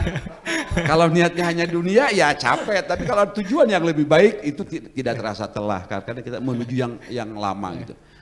Tapi apapun yang namanya berjuang dalam konteks kebenaran dipastikan tidak ada yang mudah. Cari uang yang halal itu pasti lelah dan melelahkan. Itu yakin. Coba tanya. Salah satu contoh investor mau masuk, ya di internalnya harus selesai. Mana mau orang luar datang kepada kita, kecuali balalangor. Sakitu itu abdinya ulah lami-lami teuing lah. Ada sedikit, ada terakhir Kang Ajis, jangan dulu. Nih, dalam konsep kota modern ada juga sistem transportasi yang berkelanjutan, terutama kan yang harus dipentingkan adalah transportasi publik. Kang Ajis kan juga punya pengalaman itu kan di Jakarta, Transjakarta.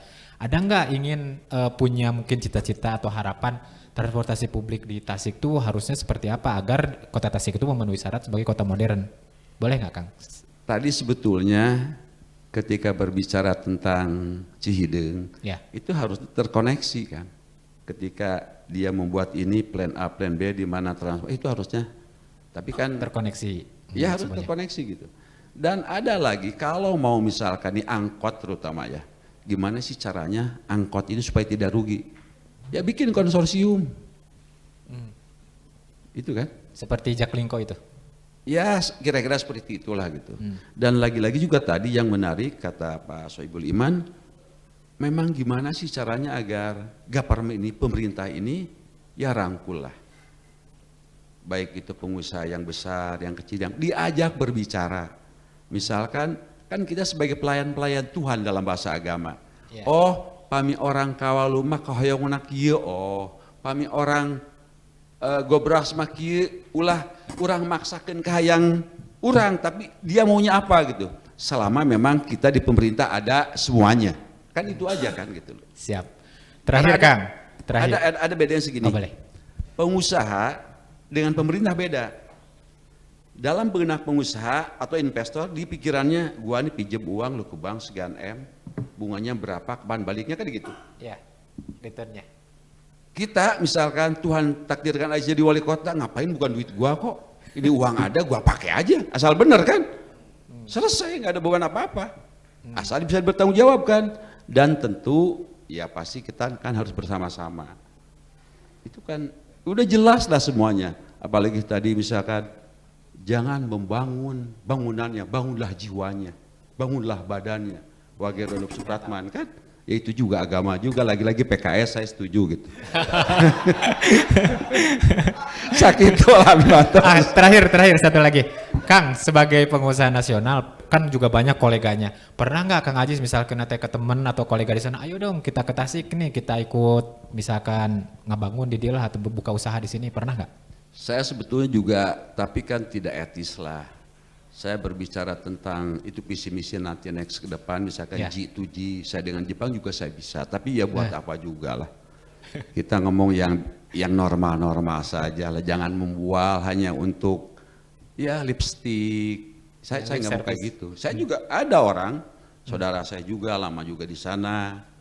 Kalau sekiranya Tuhan takdirkan, ya kita bisa lah. Dan sesama-sama makhluk Tuhan kan harus sharing-sharing aja. Kita bukan orang vegetarian, walaupun apapun juga. Karena makhluk Tuhan itu harus ya dibagi. Kita tidak memisahkan itu kan. Terusnya segitu ya lah. Baik, terima kasih yang meriah untuk Kang Ajis Rismaya Mahfudese, pengusaha nasional. Saya juga ingin bertanya nih ke salah satu anggota WA Group 100 calon pemimpin Tasik, ada Pak Wahyudin. Puang izin itunya mic-nya dipakai. Bismillah. Nih dari pengalaman profesional dulu, ada nggak pendapat nih kaitan dengan wujudan kota Tasikmalaya sebagai kota modern? Ya, terima kasih. Assalamualaikum warahmatullahi wabarakatuh. Waalaikumsalam warahmatullahi wabarakatuh. Ya, saya sangat senang dan bangga sekali bisa bertemu dengan orang-orang hebat di hadapan saya, terutama kepada pelaksana tugas dalam pembangunan di Kota Tasik ya, ada Pak Dudi, ada Pak Nandan, nasional, pengusaha maupun yang di bidang politik. Terima kasih Pak, di koran saya sering lihat, di TV, tetapi kali ini bertemu langsung. Saya Ibu Imam. Terima kasih. Dan alhamdulillah ya, banyak hal yang saya terinspirasi tadi, dan saya juga berpikir seperti tadi, bahwa modern itu bukan sesuatu yang sulit diterapkan di dalam satu kota yang ada di Indonesia, apalagi di Tasik. Kenapa? Karena Tasik ini saya lihat secara karunia ilahi itu sudah terbentuk Pak. Coba kita kalau perhatikan itu secara view makro ya. Tadi mikro Bapak tadi sudah itu. Ya saya nggak terlalu melihat lah di situ karena itu ya kita kesandung ke sana kemari nanti. View-nya seperti yang disampaikan oleh Pak Sibul Imam tadi. Bahwa kita harus jangan terpaku pada infrastruktur. Infrastruktur pun Pak, kalau saya lihat secara alam itu, Tasik itu kalau saya lihat naik sedikit aja di Galunggung itu, kelihatan sekali loh. Airnya mengalir, sawah kelihatan, itu airnya kenceng, bening, ada batu-batunya Pak. Itu nggak diapa-apain aja. Bagi orang yang peduli melihat Tasik ini, insya Allah, wah ini peluang besar. Nah itu yang saya lihat belum diapa-apain loh Pak. Itu sisi pertama. Yang kedua dari si pangannya Pak, karena air ada ini itu potensinya kok besar loh, karena ada air, ada apa namanya dekat Galunggung di bawahnya panas, ada danau, ada aliran Ciloseh tadi disebut Ciloseh Bapak. Itu kalau dibuat berbagai macam aspek sampai kepada kepariwisata, sampai kalau di Jepang tadi cari Jepang, saya kalau lihat tuh di air sungainya itu pasti koi Pak itu. Sederhana sekali ditampung, indah sekali itu. Yeah. Tapi kalau coba lihat kita di Ciloseh itu Pak, dari jembatan, apa yang kita lihat? Nah, hal yang saya sulit melihatnya ini kenapa begitu ya? Padahal kan ada yang mengelola kota ini dan ada anggarannya. Nah, mungkin kembali tadi kepada Bapak bahwa pentingnya mindset di sini. Mindset itu jangan kita berlihat, kalau mindset itu kan manusia ya. Kalau infrastruktur tadi udahlah, nggak diapa-apain juga udah bagus ya. Hanya clear itu. Apalagi sekarang sudah banyak pembangunannya, apalagi akan datang. Begitu banyak potensinya. Mindset siapa sih sebenarnya diperlukan? Saya setuju sekali tadi bahwa ya pelaksana pemerintahan dan juga kepada masyarakatnya. Ya. Masyarakat itu ya kita semua penduduk, juga kepada pengusaha. Kalau ini bersatu padu insya Allah jadi. Bagaimana caranya?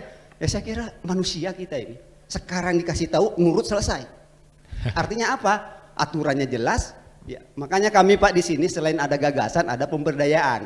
Kebetulan kami di tempat saya tuh bukan orang sini Pak. Tapi setelah saya lihat tertarik, nyaman, aman, saya mau tinggal di sini Pak. Dan saya mau berbuat sesuatu kaitannya dengan tempat saya di sini. Kenapa?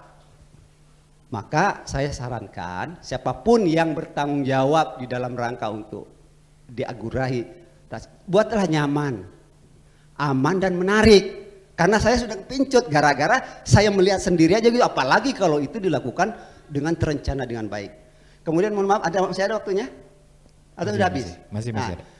Kedua, jangan hanya kepada manusia di sekitar warga, itu sudah keniscayaan wajib. Kepada ini kan Tasik itu kan secara ini kan strategis Pak. Tadi disebutkan perlintasan ya, dari BI tadi perlintasan. Kalau itu sebagai perlintasan transit ya, tadi perlintasan. Nah, Singapura perlintasan itu bisa menjadi negara besar, negara kecil tapi juga besar, kaya di dunia. Kenapa? Memanfaatkan positioning itu menjadi sesuatu opportunity dalam rangka menjadi ekonomi. Kita juga bisa kok. Buktinya apa? Nggak diapa-apain aja banyak hotel.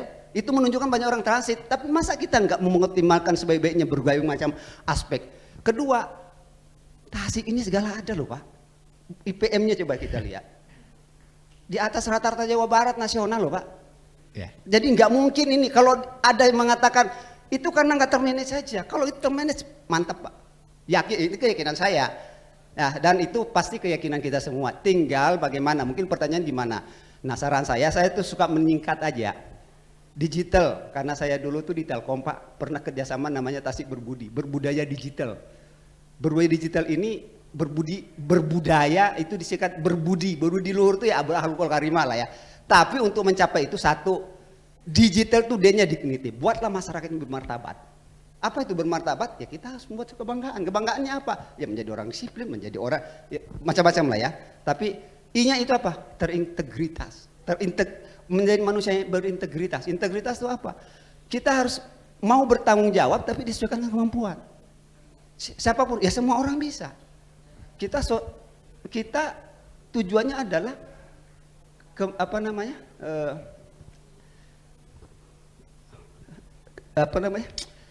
ekonomi, sosial ekonomi. Ekonomi kreatif apa? Bukan, maksud saya itu negara ini kan arahnya nanti itu adalah keadilan sosial. Kita bukan keadilan ekonomi, bukan harus merata ekonomi, tidak. Bagaimana kita adil dalam setiap strata sosial orang. Jadi bagaimana memperlakukan setiap orang itu dan melibatkan orang itu di dalam setiap positioningnya sehingga kita bekerja sama dan saling bangun. Saya kira itu aja. Jadi I-nya berintegritas, G-nya good governance, I-nya itu terintegra, T-nya itu transparan, A-nya itu accountable, dan lain itu berbasis pada taat pada hukum. Saya kira itu aja. Mungkin kalau mau didiskusikan. Ada sedikit juga kan, Puang juga tergabung di Forum Peduli Tasik ya. Di situ juga banyak orang penting tuh. Iya. Ada nggak pembahasan ya dalam waktu terakhir ini kaitan dengan Kota Tasikmalaya itu mungkin ada sumbangsi? Ada mimpi yang ingin diwujudkan ke depan seperti apa mungkin? Ya itu tadi kalau saya perhatikan semuanya menginginkan Kota Tasik itu sebagai kota satu ya modern dalam pemahaman tadi ya. Modern itu bukan harus gedung-gedung tinggi. Itu kalau berinvestasi jangan dulu deh. Yang ada aja kita optimalkan untuk kemanfaatan pembangunan kemandirian setiap yang ada di Kota Tasik dan membuat nyaman, aman dan menarik. Dan itu semua orang bisa. Nah, di regionnya bagaimana nih? Makanya kita pernah dulu di ini membuat portofolio pemimpin Kota Tasik itu gimana sih untuk mewujudkan itu. Ada beberapa hal. Pertama, harus bisa bersinergi. Artinya apa, outputnya tuh bisa dijadikan, dipadukan sehingga menjadi sesuatu kekuatan. Berkolaborasi, prosesnya dijalankan bersama-sama. Kenapa? Karena terinspirasi. Ada BI, ada apa namanya? BUMN, itu ada CSR, ada TNI, makanya kita ini saya pakai ini Forum Peduli Tasik Pak. Itu kumpulan daripada mereka itu ingin sebenarnya cuma karena nggak satu padu ya masing-masing jalan, duitnya gede tetapi masing-masing jalan seperti tadi. Nah, ini kan kalau masing-masing jalan ya nggak efektif Pak. Jadi bagaimana mengefektifkan? Kalau CSR-nya bisa diefektifkan, apalagi APBD kalau bisa diefektifkan, apalagi potensi-potensi pengusaha orang Tasik yang ada di luar dan orang-orang sukses bisa diefektifkan untuk saya yakin betul itu Tasik akan maju. Itu aja barangkali Pak. Baik, terima kasih, tepuk tangan yang meriah buat Pak Wahyudin. Terima kasih Puang. Sebelum ditutup saya boleh minta closing statement dong dari Pak Haji Dudi, ini Kepala Dinas Pekerjaan Umum dan Tata Ruang. Di 2023 ini barangkali tadi kan sudah disampaikan tuh banyak program tuh yang harus diwujudkan. Optimis bisa tercapai Kota Tasikmalaya sebagai kota modern? Boleh izin tanggapi Pak? Ya, kita tuh kan wajibnya niat, upaya, berusaha ataupun syariat ya. Yang ketiga berdoa. Adapun urus hasilnya bukan kita tapi yang Maha Kuasa. Kita tetap optimis, yang penting wajib kita itu adalah 3, niat, syariat, dan berdoa. Di luar itu bukan kewajiban manusia. Baik, terima kasih. Tepuk tangan yang meriah. Bapak Muhammad Sohibul Iman juga boleh dong minta tanggapannya. Tadi itu banyak disinggung kaitan dengan mentalitas dan sebagainya. Ada nggak closing statement ini untuk Kota Tasikmalaya? Siap nggak untuk menjadi kota modern dengan berbagai mentalitas sumber daya manusia yang ada di sini? Saya teringat dari satu bacaan ya bahwa sesungguhnya tidak ada satu negara kaya maupun miskin. Yang ada itu adalah negara yang terkelola dengan baik dan negara yang tidak terkelola dengan baik. Gitu. Well managed country dan ill managed country. Jadi persoalan bukan pada sumber daya alam kita kaya atau tidak, tetapi bagaimana kita mengelola. Betapa banyak negara yang tidak punya sumber daya alam kayak Jepang, tapi mereka menjadi negara yang sangat dahsyat sekali. Karena itu kunci dari kita menjadi negara modern yang mencerminkan di dalamnya kemajuan teknologi, ekonomi dan sebagainya, kuncinya adalah pada pengelolaan. Pengelolaan tentu key playernya itu adalah pemerintah. Untuk Kota Tasik tentu adalah Pemkot. Tapi tentu saja juga masyarakat ikut berkontribusi di dalam mengelola itu. Jadi saya harap ke depan pengelolaan Kota Tasik harus semakin baik. Ya. Baik, terima kasih. Tepuk tangan yang meriah. Kang Enan, boleh dong closing statementnya Komisi 3. Baik, tentu harapannya bagaimana karena Kota Tasik ya kampung halaman kita tentunya, bagaimana merawat kampung halaman dengan semangat kebersamaan gotong royong. Tadi toh tentunya harus optimis, modern tentu karena ya ikhtiar itu harus tadi disampaikan. Kalau saya niat, tujuan dan cara tentunya. Kalau niatnya tujuannya bagus tapi caranya nggak bagus nggak nyampe gitu kan. Banyak orang niat dan tujuannya bagus tapi caranya nggak bagus. Bagaimana untuk menempuh kepada modern tentunya cara-caranya tentu yang bagus tadi, mental block dan sebagainya harus. Demikian, terima kasih. Terima kasih, tepuk tangan yang meriah. Terakhir Kang Ajis, boleh closing statementnya? Saya sih hanya ingin menyampaikan mensitir dari Wage Rudolf Supratman yang tadi Pak Soebul. Jadi bangunlah jiwanya dan bangunlah badannya. Tanpa jiwa yang sehat, saya kira pembangunan juga tidak akan sehat. Yeah. Dalam bahasa modernnya, yang modern itu adalah yang punya rasa malu, yang dia tidak merugikan banyak orang. Artinya good, clear and government itu harus dilakukan ya bersama rakyat, gotong royong, ya sama-sama menuju ke arah kebaikan. Itu harapan kita semua. Itu aja, sekian, terima kasih. Ya baik, terima kasih. Tepuk tangan yang meriah. Ya, kita sudah ada di penghujung acara. Saya sampaikan terima kasih banyak kepada seluruh peserta yang hadir di acara kali ini, seluruh narasumber juga yang berkesempatan hadir dalam acara kali ini. Tidak lupa saya juga ingin mengucapkan terima kasih kepada sponsor utama yang mendukung acara ini, yaitu PT Pertamina Persero. Mudah-mudahan acara ini bisa memberikan manfaat yang baik sebesar-besarnya untuk kemajuan Kota Tasikmalaya ke depan.